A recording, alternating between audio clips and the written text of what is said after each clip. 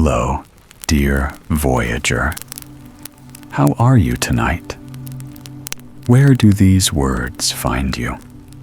Curled up in a quiet room, or listening as the wind drifts softly outside your window?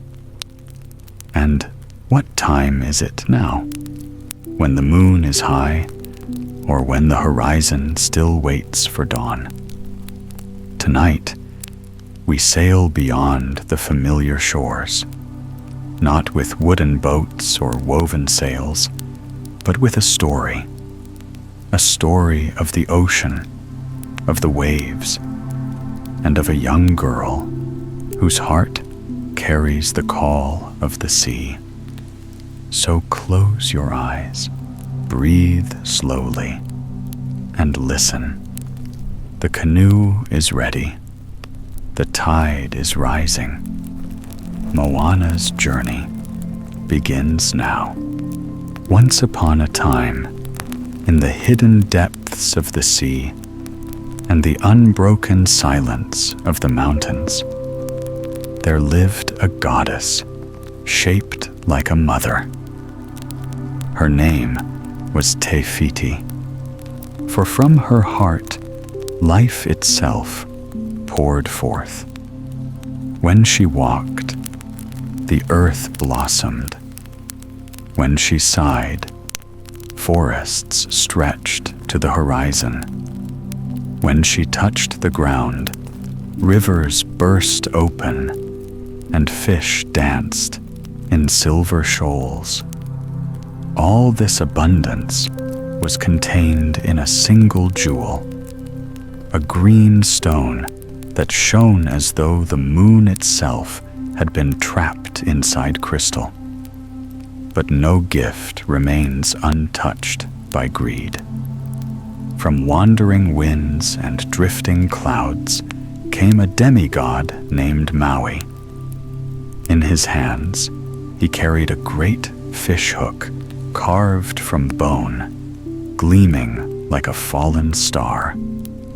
Maui had once stolen fire for mankind, pulled up islands from the deep, and tamed the winds. Men sang his praises, but the more he was praised, the greater his hunger grew. His heart whispered, "If I take the goddess's heart, I will become giver of all things.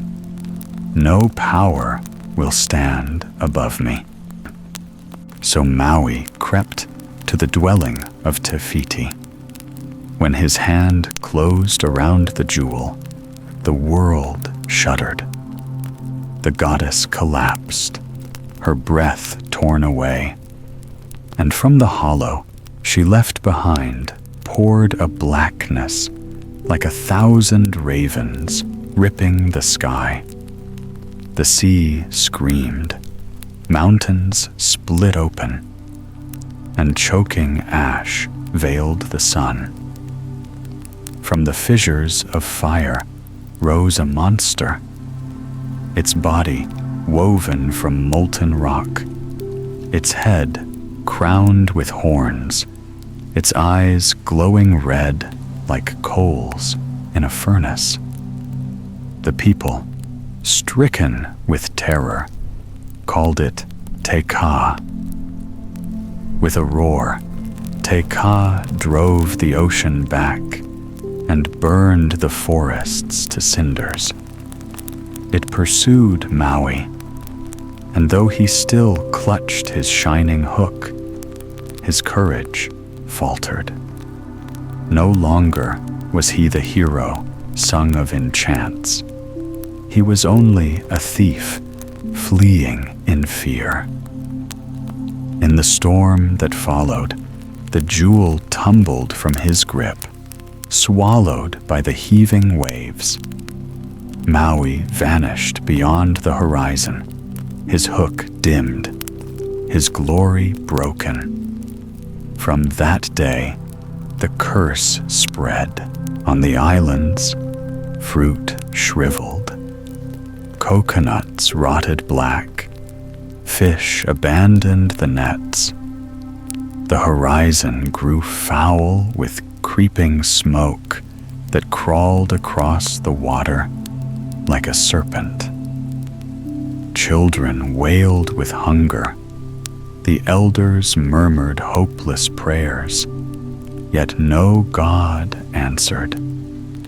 The old ones whispered to their children, "Only the one chosen by the sea can find the lost demigod and return the heart to Te Fiti. Without this, all will be devoured by darkness." Generations passed.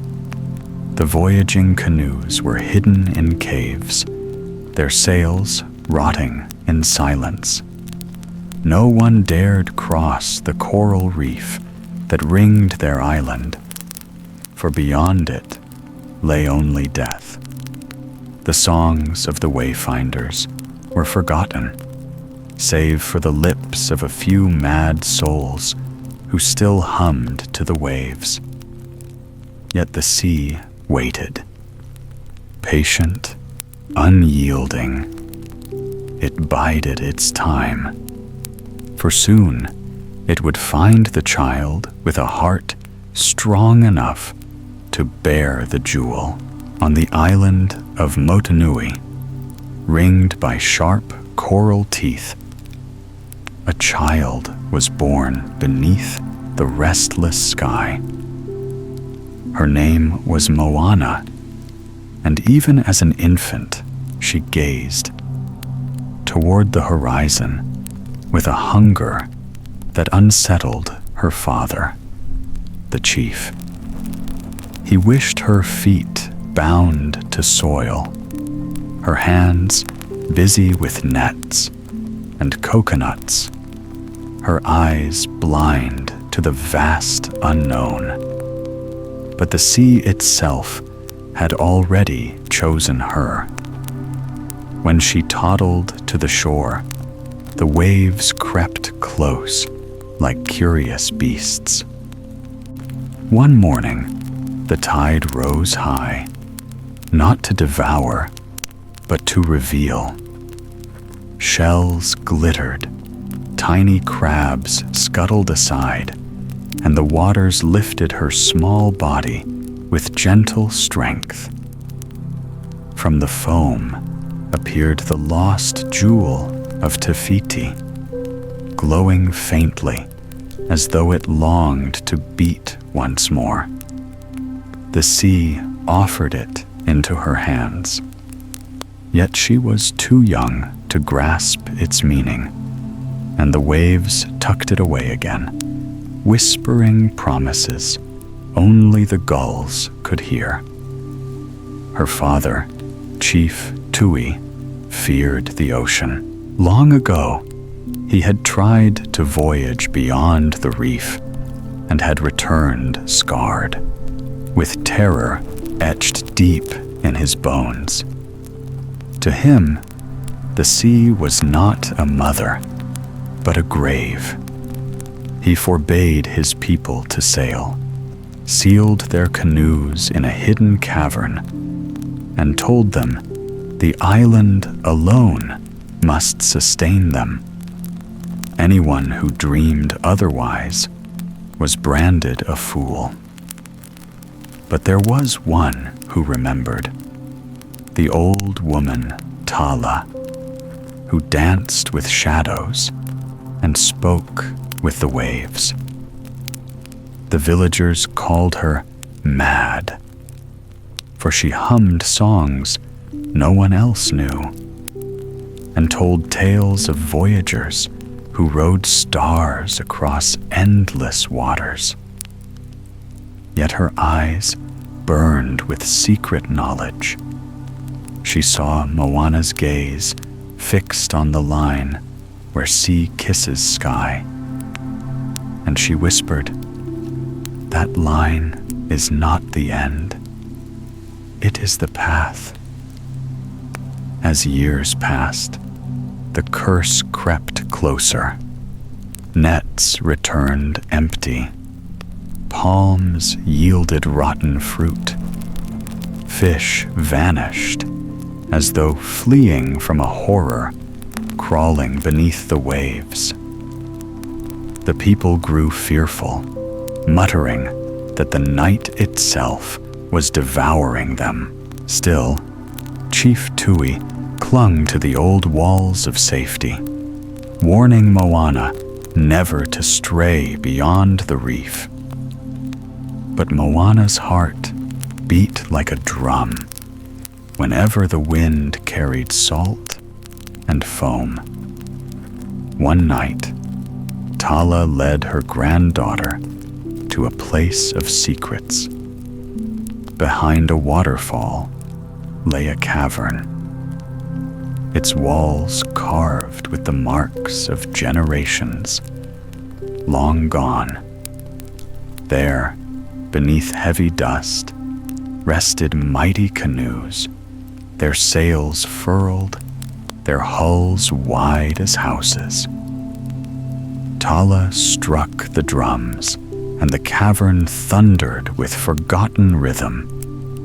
Shadows leapt across the walls, forming ghostly shapes of voyagers steering through storms, their voices rising in a chorus older than memory. Moana's eyes widened. In that echoing cave, she felt the blood of her ancestors stir.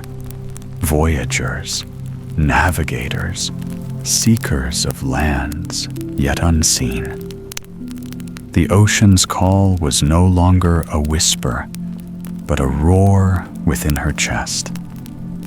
Soon after, Tala fell ill. Her breath rattled like broken shells, but her hand still pressed the glowing jewel into Moana's palm. With her final strength, she said, "Go, child of the sea. When darkness swallows all, you must be the one to set it right." And as the old woman's spirit slipped away like smoke, the sea rose outside, restless, awaiting the girl it had chosen. The island grew silent. Where once the air had been thick with the scent of roasted coconuts and the music of fishermen mending their nets, now there lingered only the stench of decay. Fruit blackened on the trees before it ripened, and the sea mocked the villagers by showing them its glittering surface, while beneath lurked only emptiness. No fish answered the nets, no crab scurried across the sands. It was as though life itself had recoiled from the cursed waters. Fear spread like a fever. Mothers hushed their children, warning them not to wander near the shore, lest the dark waves drag them away. Men muttered that the island's end was near, that Teka's hand was stretching toward them. Some spoke of sacrifice, of offering prayers and blood to appease the gods. But the gods remained silent. Chief Tui clung ever tighter to his rule. He stood before his people, voice thunderous, insisting that safety lay only within the reef. "We are children of this island," he cried. "To sail beyond is to court death. No more talk of voyaging. We will endure as we always have." Yet even as he spoke, his eyes betrayed doubt, for he too saw the shadows creeping closer. Moana listened, her heart torn. She had held her grandmother's jewel, felt its throb like a heartbeat in her palm.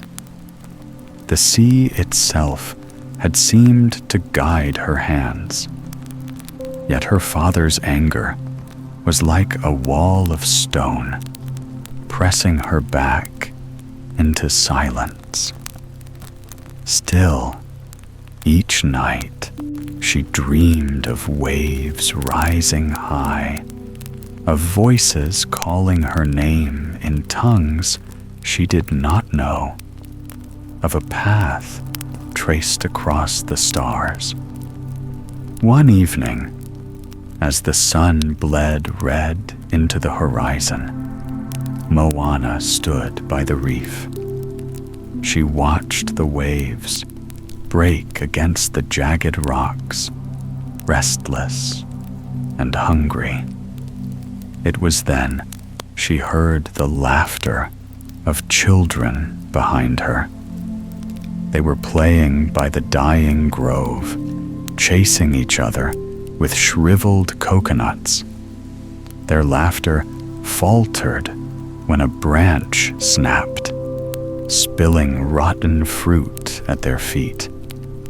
A hush fell, and all eyes turned toward the sky. Smoke drifted far in the distance, curling like the claws of some beast. The children fled, and Moana's blood ran cold. That night, she returned to the cavern of canoes. Alone, she pressed her hand to the drums, and the ancient rhythm echoed once more. The shadows of voyagers flickered across the stone, their ghostly faces both proud and solemn. She whispered, "Teach me." The answer was the whisper of waves outside, rising higher and higher, as if in approval. But before dawn, a shout ripped through the village. A fishing party had dared the reef, desperate to bring food. Their canoe was dashed to splinters. One man returned clinging to driftwood, his eyes wide with horror. "The sea is cursed," he gasped. "Darkness follows us." His words spread like poison, turning the people's fear into despair. Moana knew then that the island could no longer save itself. The curse was not content to linger. It was coming, and soon the land would be nothing but ash. The jewel burned in her hand, urging her toward a fate no one else dared to claim. The night pressed heavy upon the island, a night thick with whispers and dread. Within her hut, Moana sat beside her dying fire, the jewel clenched in her hand. It pulsed faintly, as though some distant heart beat inside it. The curse was tightening its grip. Every withered fruit, every empty net, every fearful glance of her people was a reminder that the island would not survive much longer. Her father's words still rang in her ears. "The sea takes more than it gives. Stay within the reef. Stay alive." Yet her grandmother's last breath had carried another command: "Go." Between these voices, Moana felt torn in two, yet the ocean's whisper grew louder, filling her blood with restless tides. She rose before dawn, when the sky was bruised purple and the wind carried the taste of salt. Stealing through the silent village, she crept to the cavern of canoes. There, in the dark, She chose one vessel, weathered but strong, its wood groaning like an old warrior. Her hands trembled as she pushed it to the water. At first, the sea resisted, lapping cold against her shins, as though testing her resolve. Then, with a sudden surge, the waves lifted the canoe and bore it forward, past the shore that had always bound her. Beyond the reef, the waters changed. They were not the calm, shallow pools of home, but wild, heaving mountains of salt and spray. The canoe pitched and moaned. Moana clung to the mast, her knuckles white, her hair whipped into her eyes. The reef shrank behind her until it was only a jagged scar against the horizon. For a moment, terror clawed at her throat. The sea roared like a beast, and she felt small, a child swallowed by immensity. She thought of turning back, yet the jewel burned brighter in her grasp, and the stars overhead seemed to arrange themselves into a pathway. She remembered the ghostly voyagers beating their drums, their chants rising. Forward, always forward. The storm came without warning. Black clouds split the sky. Thunder cracked like the breaking of bones. Rain lashed her face, and waves towered, each one threatening to dash her into nothingness. The canoe rocked violently, water rushing over its sides. Moana prayed, though she knew not to whom, for the gods had been silent since Te Fiti's fall. When her strength was nearly gone, the sea rose up, not as enemy, but as hand. A great wave, glowing with strange light, lifted the canoe and bore it across the storm's fury. It set her down upon calmer waters, as though declaring, "I will test you, but I will not let you perish." Exhausted, Moana collapsed upon the deck. The jewel still glowed in her fist, steady and unwavering. As dawn broke and the storm dissolved, an island loomed on the horizon. She did not know what awaited her there, ally, monster, or death. Yet the sea had carried her forward, and there could be no turning back. The island rose from the sea like the back of some ancient beast, its cliffs jagged, its trees twisted by salt and wind.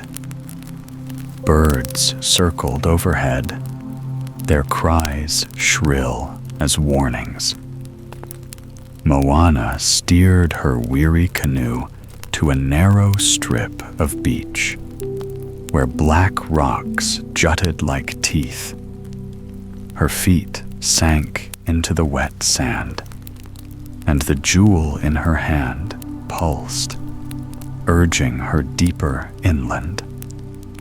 She followed a trail into the forest, where shadows tangled like nets. The air smelled of damp earth and smoke.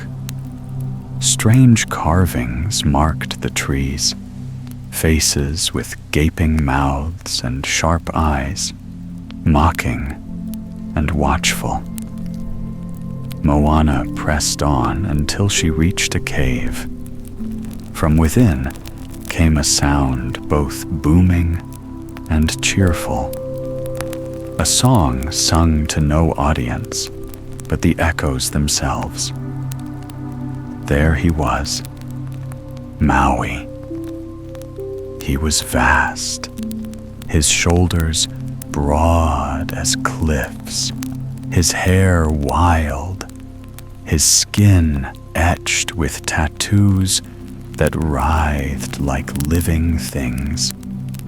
Each mark told a tale, stealing fire, raising islands, defeating monsters. His chest swelled with pride as he admired these shifting pictures, speaking to them as though they were companions. His laugh was thunderous, but his eyes flickered with unease, as if laughter alone kept the shadows at bay. Moana stepped forward, clutching the jewel. "You are Maui," she said. The demigod turned, and his grin widened, full of teeth. "So the world remembers. Good." He eyed her canoe and the jewel's faint glow. "The sea has sent you to me, hasn't it? And it has given you that." He reached out his hand, demanding. Moana's grip tightened. "This belongs to Te Fiti. You must return it." At her words, Maui's grin twisted. "Return it? No, little one. I took it, and all sang of my greatness. They will sing again when I wield it once more." But when he tried to seize the jewel, the ocean itself rose through the cave floor in a spray of salt and foam, snatching it back into Moana's grasp. Maui stumbled, cursing as the waters hissed like an angry serpent. Frustrated, he devised a trick. He offered Moana food, spoke with honeyed tongue, praised her bravery. Yet while she ate, he slipped behind and sealed her in the cave, rolling a boulder across the entrance. He laughed, striding to her canoe, intending to steal it and flee. But the sea did not allow betrayal. No sooner had he pushed the canoe out than the waves reared up, tossing it back to shore like a toy. The canoe crashed upon the sand, and Maui stood dripping, humiliated. Moana emerged from the cave, for the jewel's light had guided her to a hidden crack in the stone. She faced him, unafraid. "The sea chose me," she said. "You cannot escape it. You cannot escape me." For the first time, the demigod's smile faltered. His tattoos shifted uneasily, whispering doubts across his skin.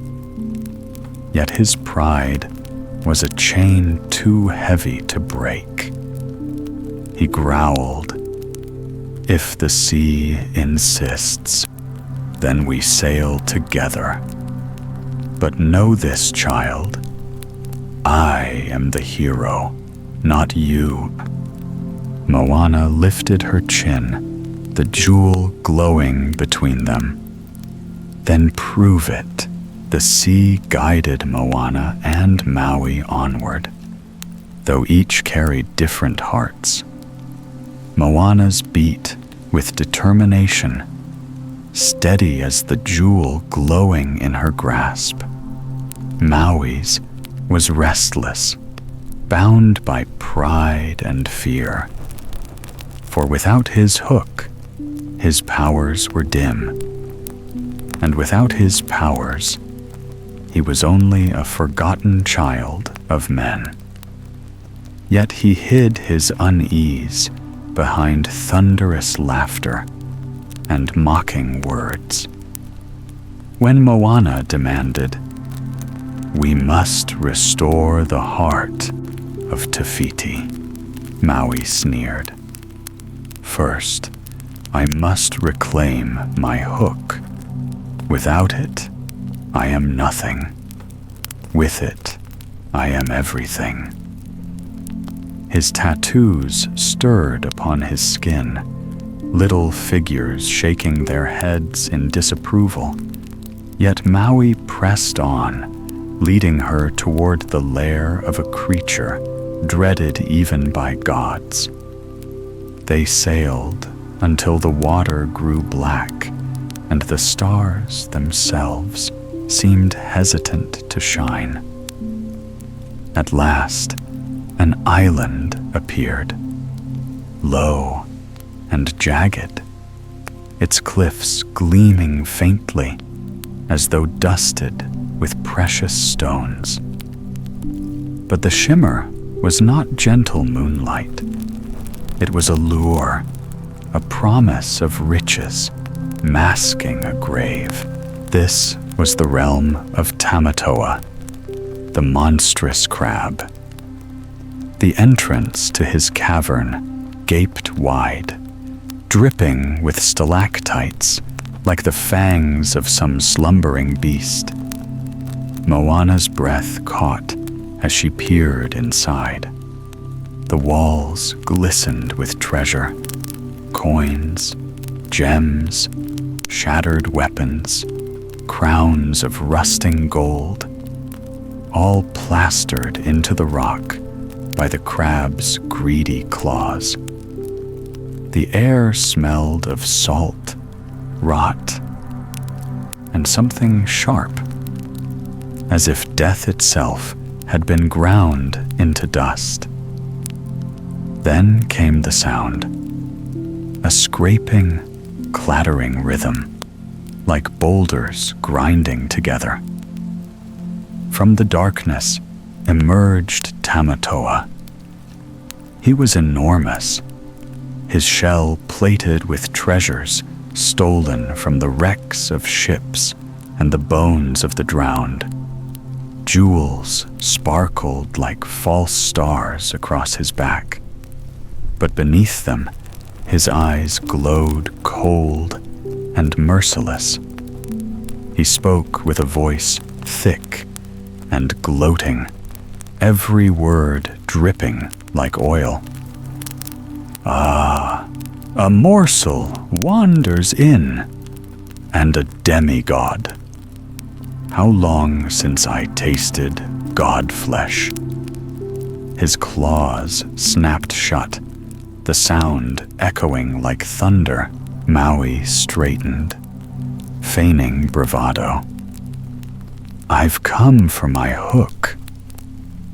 Tamatoa laughed, a sound so deep it rattled the cavern. "That little trinket? Mine now. It sings to me, and I do not give up my songs." He waved the massive hook, wedged into the gold upon his shell. Maui lunged, but Tamatoa was swifter. His claw swept down, nearly crushing him, and sparks flew where stone shattered. Moana realized brute force could not win. She looked around at the glittering horde, the way Tamatoa's eyes darted greedily from gem to gem. His hunger was endless, his vanity greater than his strength. So she raised her voice, sharp as a bell, taunting him. What is treasure without light? What is gold if no one sees its shine? Tamatoa froze, trembling with pride. He demanded more, preening as she spoke, forgetting Maui altogether. As the monstrous crab wallowed in vanity, Maui snatched the hook from his back. The cavern shook with Tamatoa's enraged screech. Rocks tumbled, the horde scattered with the sea's help. They fled, scrambling through shadows as Tamatoa's voice echoed behind them, promising vengeance. Shine fades, little morsels. The dark will find you, and I will feast. Moana and Maui burst into the night air, gasping. The hook was theirs again, but the danger of the quest had only begun. They sailed far from the cursed cavern, yet Tamatoa's shrieking laughter clung to the wind like the echo of a nightmare. Moana watched Maui cradle his reclaimed hook, the weapon glowing faintly in the moonlight. It seemed alive, humming with forgotten power.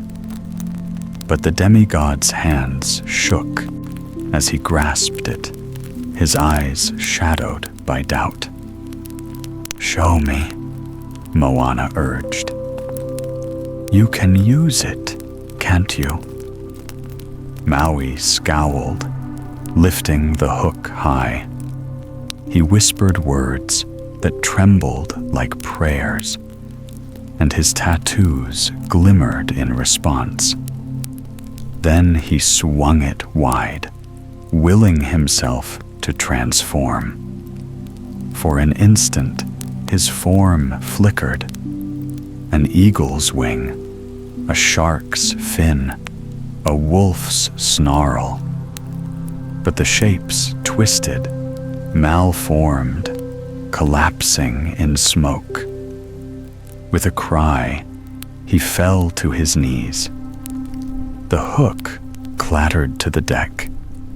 A hairline crack ran along its curve, black as ash. Maui's breath came hard, and for once, he did not mask his fear. It's broken, he muttered. I am broken. Moana knelt beside him, her hand firm. You are more than a weapon. The sea chose you, too.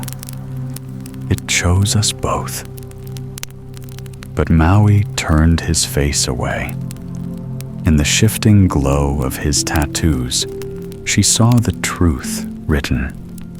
A child abandoned by mortals, cast aside, found by gods.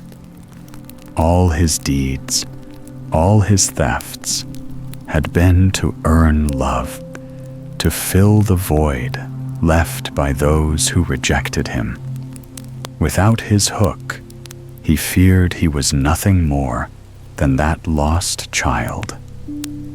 Before Moana could speak again, the waters grew hot. Steam rose, burning her lungs. The horizon split with fire, and a shadow towered above the waves. Teka.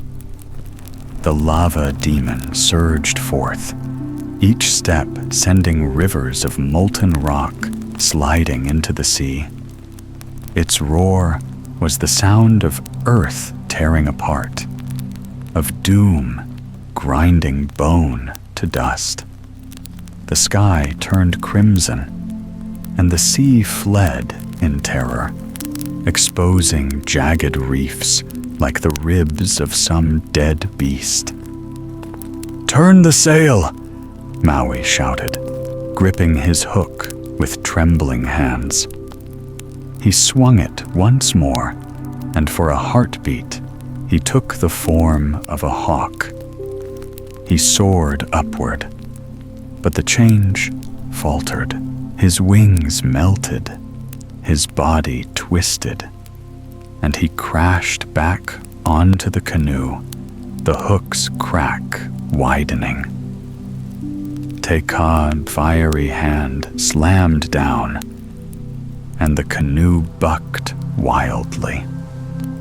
Moana clung to the mast, the jewel pressed against her chest, its light flickering weakly.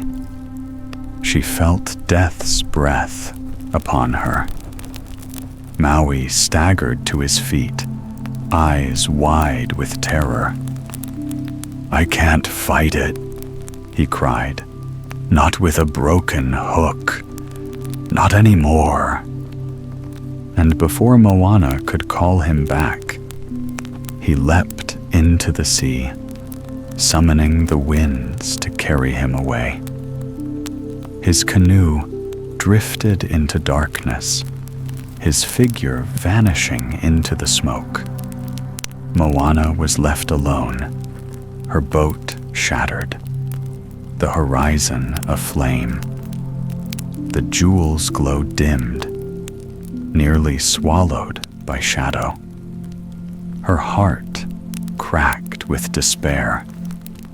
For the first time, she whispered to the sea, "I am not enough.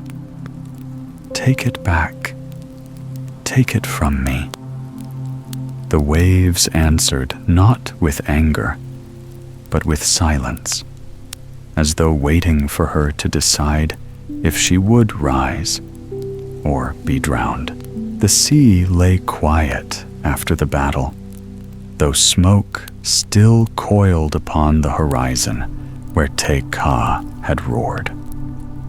Moana drifted alone, her canoe cracked, her sails torn, her spirit heavier than the stone in her hand. She had called out, but Maui had abandoned her. She had dared to believe herself strong, but the monster had proved her nothing more than a child. In her despair, she clutched the jewel, its glow faint as a dying ember.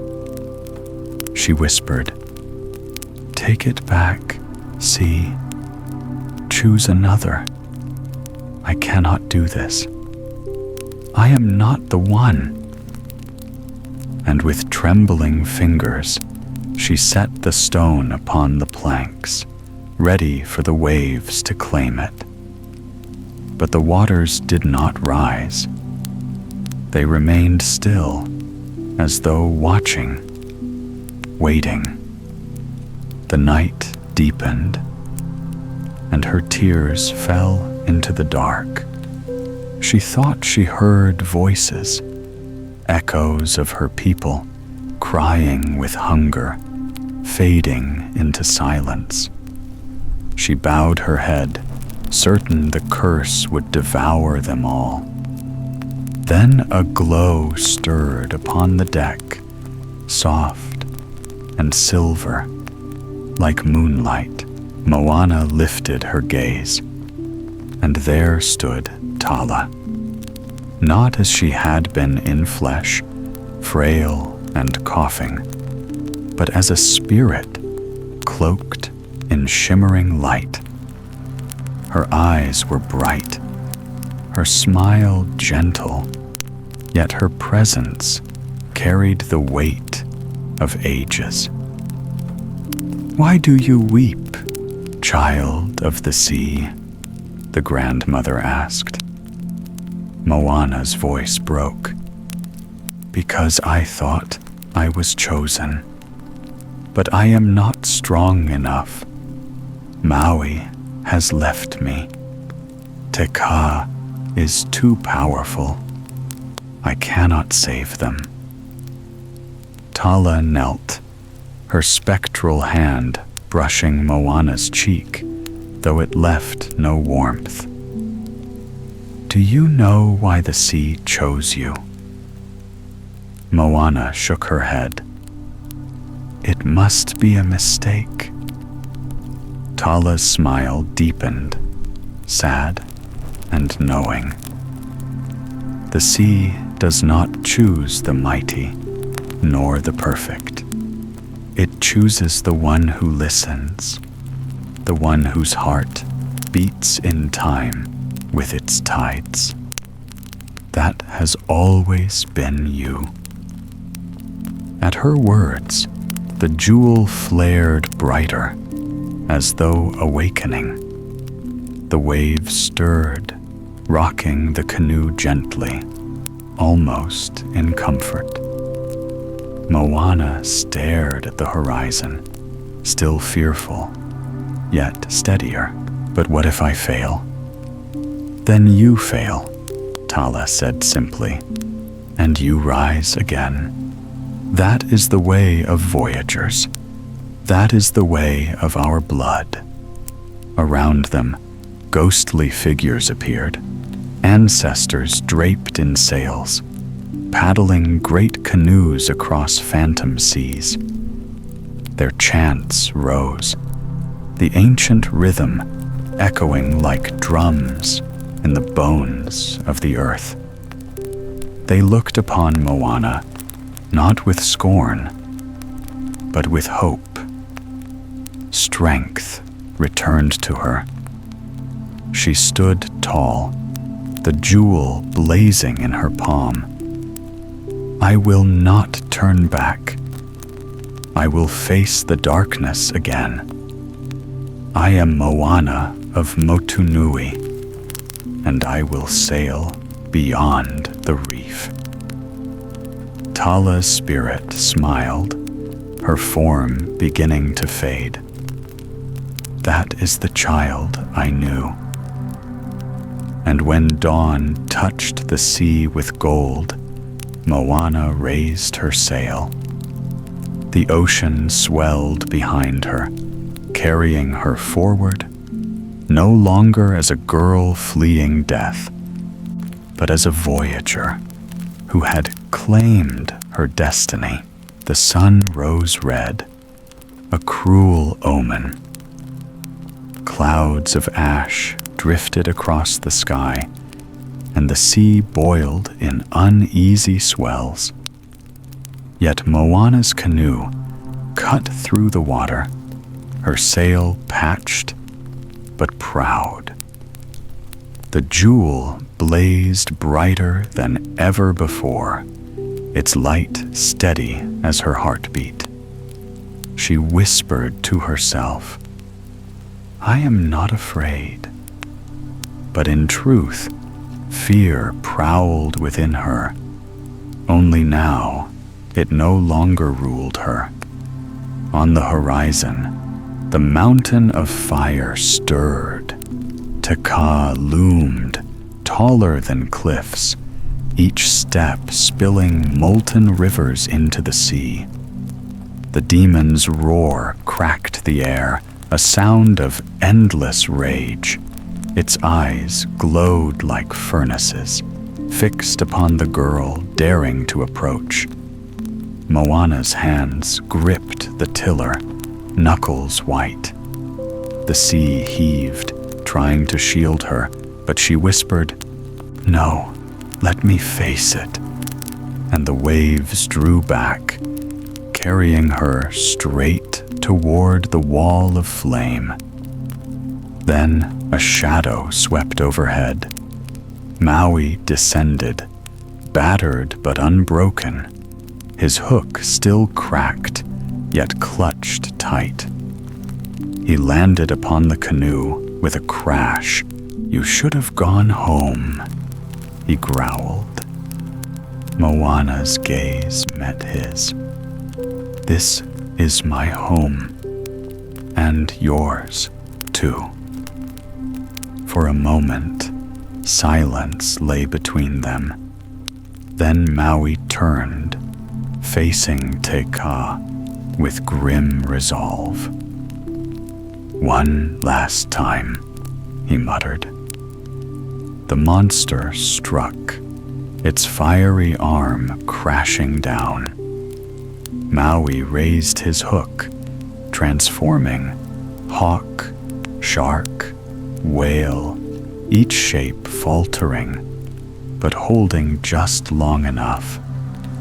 He drew Te Ka's fury upon himself, shouting, mocking, daring it to chase him.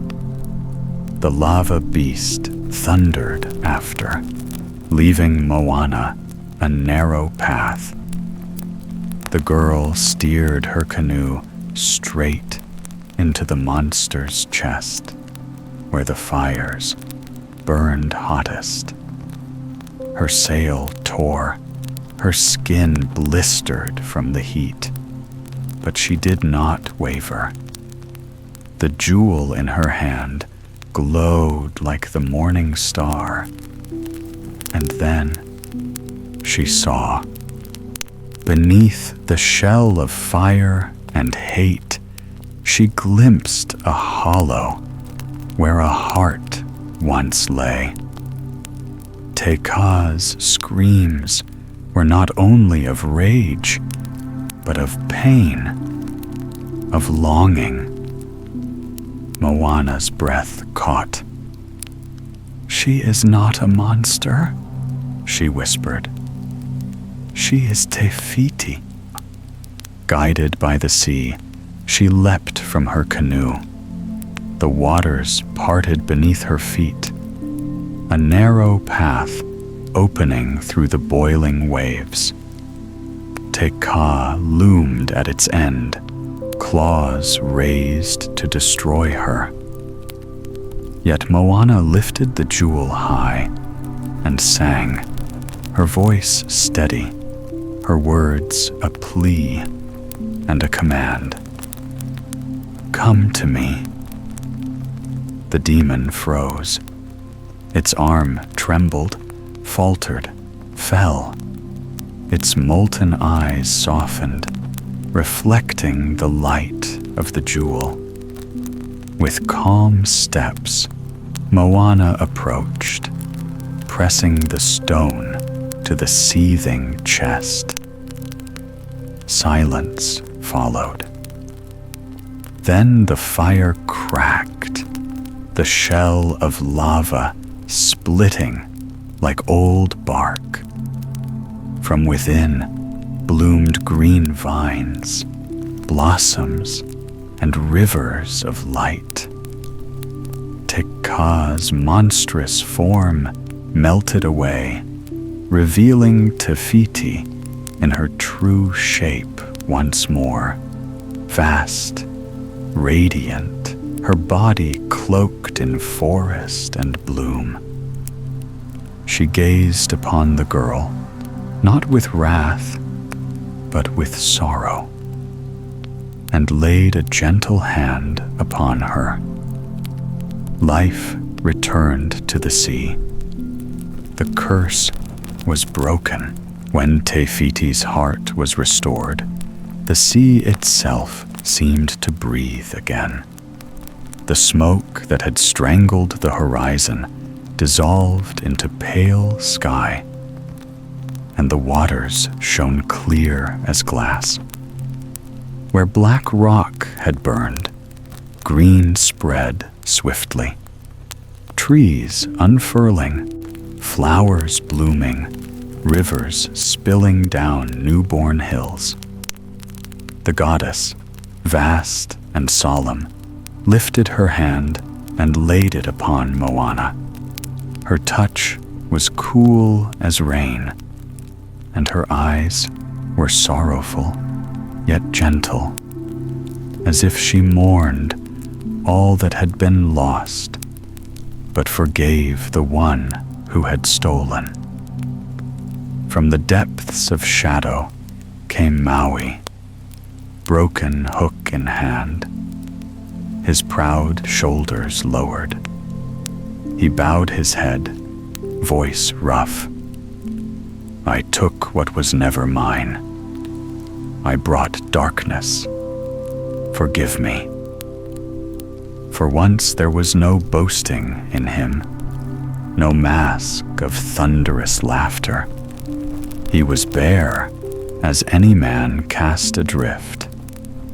Tafiti regarded him in silence. Then she reached into the earth and drew forth a new hook, carved of shining bone and stone, brighter than the first. She placed it in his hands. Learn, her silence seemed to say. Do not take to be adored. Give and be whole. Maui's tattoos shimmered, as though they too sighed with relief. He looked to Moana, and for the first time bowed, not in jest, but in respect. With her task complete, Moana turned her sail homeward. The journey was long, but the sea was no longer hostile. It bore her with pride, its waves singing around her hull. When at last the island of Motunui came into sight, the people rushed to the shore. They had prepared for despair, for ruin. Yet here came Moana, alive, the curse broken, her canoe a banner of defiance against death itself. Her father, Chief Tui, stepped forward. For years, he had forbidden the sea, chained his people to the island out of fear. Now, he saw his daughter return, not as child, but as voyager, as leader. His voice faltered. You have done what I could not. He placed the chief's pendant around her neck, a symbol that she would guide them henceforth. But Moana did not speak of chains and safety. She spoke of journeys, of ancestors who had once carved paths across the stars. She led them into the cavern of forgotten canoes, struck the drums, and the cavern thundered with the call of old. One by one, the villagers laid their hands upon the boats, their fear melting into wonder. The sails were mended, the paddles raised. Soon the ocean was alive with vessels once more. Canoes cut across the water, swift and proud, their sails swollen with wind. The people sang, not the songs of fear, but the songs of voyaging, of courage, of life unbound. Children laughed as they leaned over the rails, seeing fish return in silver rivers. And at the head of the fleet stood Moana, her eyes on the horizon where sky kissed sea. The jewel no longer weighed upon her. Its duty was done, but its light had etched itself into her spirit. She was daughter of Motunui, chosen of the ocean, keeper of her people's path. So ended the tale. The darkness banished, the seas reclaimed, the voyagers reborn. Yet the old warning remained. Greed will turn gods into monsters. Fear will turn men into prisoners. Only those who face both shadows and storms may carve their names across the endless sea. Thus ends the grim voyage of Moana, the child chosen by the sea. Yet no tale is told only for wonder. Every shadow, every storm, every glimmer of light carries a lesson for those who listen. The first lesson whispers of greed. Maui, who once gave gifts to mankind, sought at last to steal the greatest gift for himself. In his pride, he believed he could hold life in his hand. But theft brought only ruin, for what is taken wrongly becomes a burden too heavy to bear. So we are warned, those who covet without care will awaken monsters, not blessings. The second lesson speaks of fear. Chief Tui bound his people to the island, chaining them with warnings. Though his heart longed to protect them, his fear of the sea starved their spirits. Safety without courage becomes another kind of prison. Fear may guard for a time, but in the end, it withers all it touches. The final lesson belongs to Moana. She was no god, no hero of legend, only a girl who listened when the sea spoke, who rose when despair pressed her down.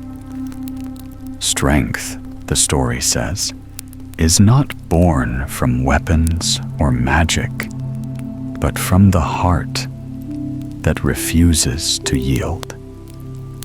She did not slay the monster. She saw its sorrow and returned what was lost. Mercy, not violence, brought life back to the world. And so the tale of Moana tells us this, that darkness may spread and fear may bind, but within each heart lies the power to choose differently, to voyage beyond the horizon, to face what others dread, to restore rather than to destroy. These are the paths that carve a new dawn